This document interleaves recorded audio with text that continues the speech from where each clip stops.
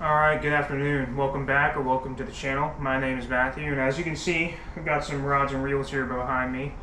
Haven't been able to get out a ton and go fish lately because the wind has just not been great, but I'm hoping this upcoming week I should have some videos out of on the water getting some fish in the boat. But for now, I wanted to talk about my setups and what I like to use for inshore fishing specifically.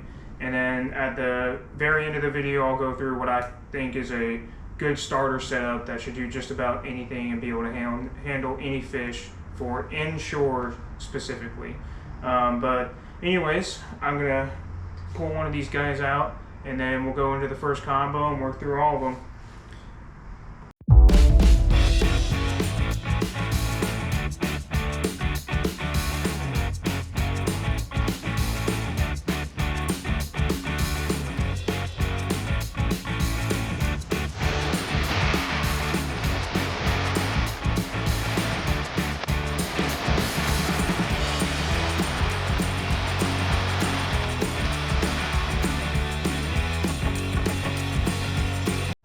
Alright, so our first up here is a St. Croix Triumph. It's a 7-foot medium and it has a fast action.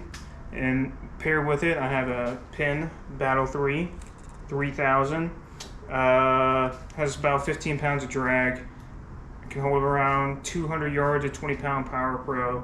It's a 35-inch retrieve per turn. So you got to be careful with that because that is a bit fast. So you really have to be mindful when you're using these spinning reels. Look at the line per turn, because if you're trying to fish slow, that does make a difference. Even though they only have like a 6.2 gear ratio, the line per turn is way higher than a regular bait caster. So you got to be mindful of that and really move it slow with this thing. But it's on a St. Croix Triumph. Like I said, this is my Ned rig rod. As you can see, I got the Ned shrimp on the finesse bullets on there.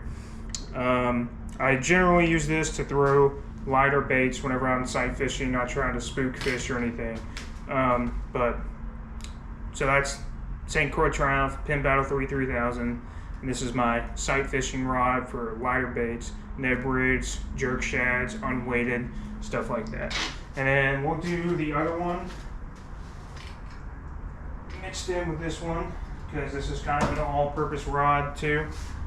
This is the Bull Bay Banshee, the spinning version, 7'4" with another Battle 3 3000, medium, extra fast.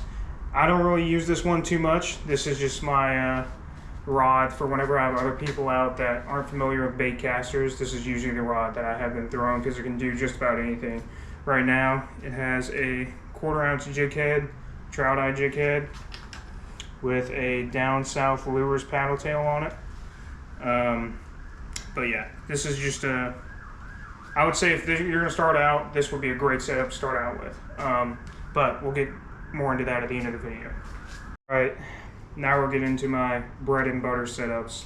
So this is a Baits Salty 150 on a Bull Bay Banshee, the casting version. It's a 7'4", medium, extra fast. I think it's rated for 1/4 to I think 3/4, but it can throw lighter than that.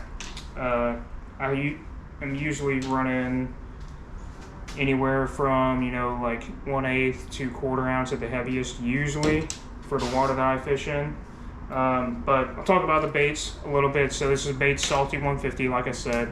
It's got 20 pounds of drag, 7-to-1 gear ratio, about 29 inches per turn, so you can fish it slow pretty easily and not really have to be as mindful of how fast you're cranking it compared to those spinning reels, right? What else? It can hold about 240 yards of 20-pound Power Pro. That's what I run on all my setups, is this stuff right here, some 20-pound Power Pro. This one has the super slick version on it, but either way, Power Pro gets it done for me. But yeah, so that's this one. This is like generally pretty much one of my all-purpose rods, right? Like the only time I won't use this is if I'm throwing it to heavy cover, right? Because I want something a little bit more stiffer with a little bit more backbone to pull those fish off of oyster beds or out of the grass if I have some flood tide fishing going on. But that's the first bait casting setup, and we'll get into the second one here in a second.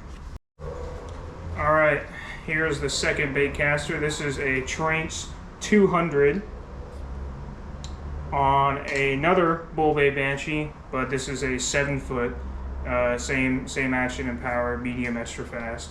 I'm using this rod and reel usually more in open water or kind of away from stretcher. Like if I find a big flat that I think's holding fish on, I'll use this. Just because the Tranx doesn't have as much drag. I think it has around 12 to 15 pounds, or the 200 has around 12 to 15 pounds of drag. So I'll try not to use it whenever I'm in like a tight area and might have to really wrench on some fish to get them out of grass and away from cover where they won't get hung up. But on this one, same thing. It's pretty much dual purpose, right? You can use it for almost anything. But I'm usually just have two different, use these for the same as the other one, or the same purpose as the one with the baits on it. Just, I like to have two different presentations so I can quickly switch back and forth without having to retie if I find that one presentation is working better than another. Alright, we'll get to the last one. This is quickly becoming my favorite rod and reel setup right here. So this is a Tranx 301B, so just a left-handed version of the 300, or the new 300 that came out with last year, on a bull bay 7-foot medium heavy extra fast. And on this I'm throwing the Z-Man Mulletron line through. I use this for bigger baits whenever I'm specifically targeting bigger fish, right? But it can do almost anything. Like even with the 301, I'm throwing like 3/16 stuff off of this reel with no problem at all. But it really excels at throwing the bigger, heavier baits. Like this thing is almost an ounce, all rigged up, and this rod and reel can handle it no problem. But it is great that I can throw even down. I haven't tried an 1/8 ounce, but I think I'll probably be able to throw an 1/8 ounce off this as well. Not as far as this thing, but it does a great job.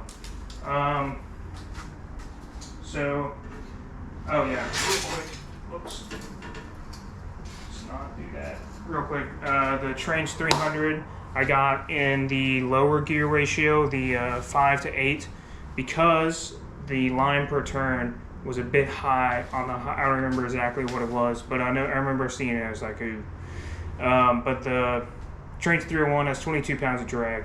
It holds about 300 yards of the 20-pound Power Pro right here, and it has a 31-inch per turn with that 5 to 8 gear ratio. So I don't have to worry about. I don't have to be as mindful of how fast I'm cranking it, compared to the higher gear ratio, which I think was somewhere almost 40 inches per turn. But yeah, so those are all my setups. I kind of already said I like to keep everything uniform, right? So I'm running a 20-pound Power Pro on everything, and a 30 to 15-pound fluorocarbon for my leaders, about 4 to 6 feet of leader usually. Once it gets shorter than 4, I'll usually cut it off and retie a new leader, just to make sure I have enough between the braid and the fish so I'm not spooking any fish that are line shy, because they are pretty pressured over here in Jacksonville. Yeah, that's pretty much all my setups and my line that I'm using, and all these will I have not had a problem with anything inshore.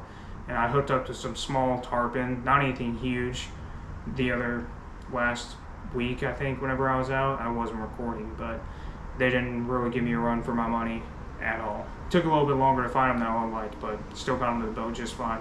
So yeah, for anybody that's new, I would suggest a 2,500 to 3,000 size spinning reel with a good line capacity, somewhere upwards of 200 yards, right? So you're not going to get spooled or have to worry about it. If you're making a nice like 100, 150 foot cast, that's where you'd have to worry about the line capacity, right? Like if you're just dropping it next to the boat, you don't have to worry about that. You still got plenty of line left. But if you're really far away from these fish, trying not to spook them, you have to make a 150 foot cast to them.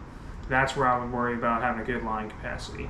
But I would say, yeah, generally a 2,000 They're a 2500 to 3000 size spinning reel. That's a good quality, which you can get good quality spinning reels for cheaper than you can a bait caster. And I would say a medium to medium heavy rod, 7 foot to 7.5 feet, or 7/6, I think is probably the most common one to really kind of help you get those lures out further. And I think that would handle pretty much anything inshore. That's what I started out with. I've had my Battle 3s for I think 3 years now, and I started off with just a cheap medium heavy spinning rod, and then I eventually realized I could get away with a medium and started throwing that. And then yeah, but if you can use bait casters, I highly recommend it because they do let you be more accurate and a little bit more controlled on your cast.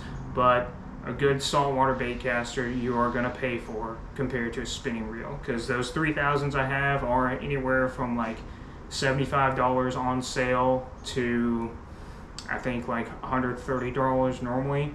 But the bait casters are, whew, they're up there. The 301 I think was around 300 bucks, and baits Salty 150 that I got for around 315. The Tranx 200 I got used for around 175. So definitely not as cheap, but if you like bait casters, I suggest stick with them. You definitely do not have to have a spinning reel for inshore fishing.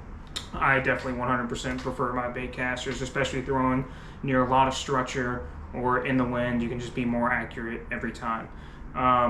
But yeah, that's all my setups. If there's anything else you'd like me to talk about more in depth, please leave a comment and let me know. And don't forget to like and subscribe, and I'll have some more videos out on the boat for y'all here shortly. Thanks for watching.